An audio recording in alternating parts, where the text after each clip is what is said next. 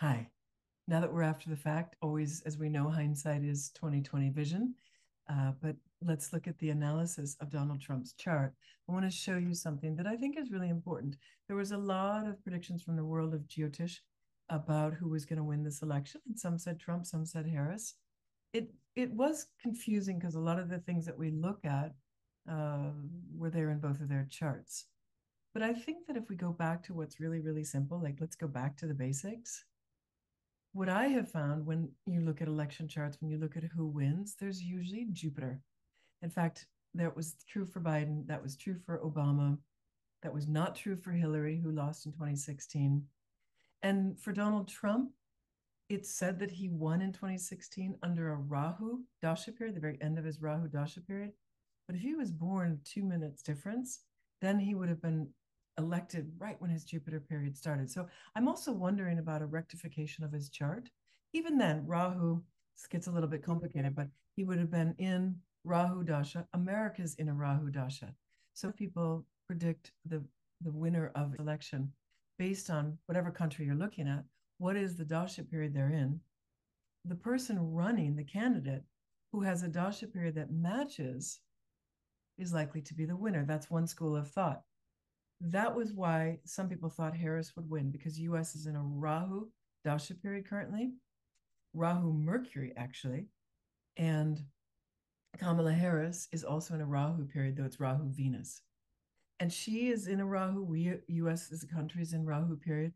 Interestingly enough, US is in a Rahu Mercury period. Kamala Harris has Mercury ruling her rising sign of Gemini, and she has Rahu in the rising sign. So, not a surprise that Rahu rose her to this high position. But if you look, I'm going to just share my screen. If you look at Trump's chart, then you'll see that he is not in a Rahu Dasha period. So, if the Dasha periods determine who wins, then how does it get explained? So, I'm going to go to the US chart. US is in a Rahu Mercury Dasha period. Kamala Harris is in a Rahu Dasha period as well.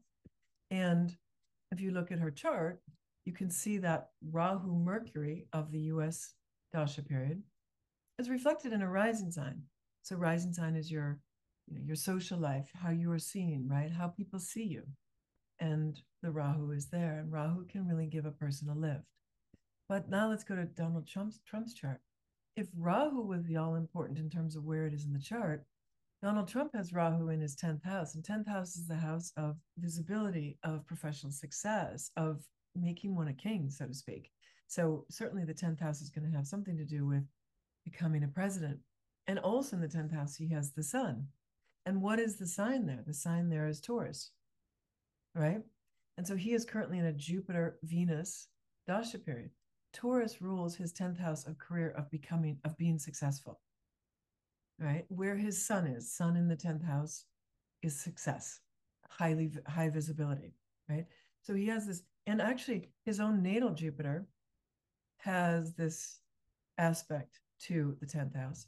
And currently by transit, Jupiter is transiting Taurus, therefore transiting his 10th house. So he's in a Jupiter Dasha period, Jupiter Venus Dasha period, meaning Venus ruling the 10th house. And he has this transit of Jupiter across the 10th house. So again, I think if we just stay with the simple things, we can get into the Dasha periods. We can compare our country's Dasha period. If we were to go there and to say, well, we're in a Rahu Mercury period, and look at Kamala has Mercury ruling her rising sign, and she has Rahu in her rising sign. Well, again, by the same comparison, Donald Trump has this really strong Mercury in Gemini and a really strong Rahu. Rahu is said to be exalted in Taurus, and so he's got a really strong Rahu in his 10th house.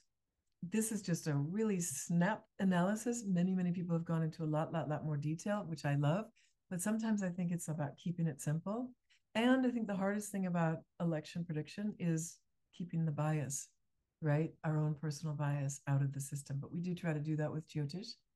Let me also show you that the US is going through our Sati, right? Saturn is currently in Aquarius, so we're right in the heart of our Sati. Saturn is currently retrograde as well. So again, right in the heart of our Sati. Jupiter in the US chart is in the 6th house, so not as much help. We have Rahu and Mercury in Cancer, in the 8th house in the US chart, where Mars is currently transiting. And then if we look at the chart of the day on November 5th, 2024, Sun was debilitated, Mars is debilitated, Saturn is retrograde, Jupiter is retrograde, right? And so we did, interestingly enough, have Moon across the rising sign on that day. But there's stress. There's stress in the world these days.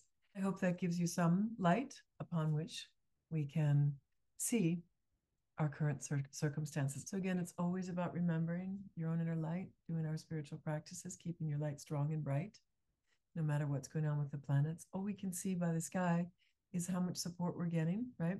Or what are the energies we have to work with.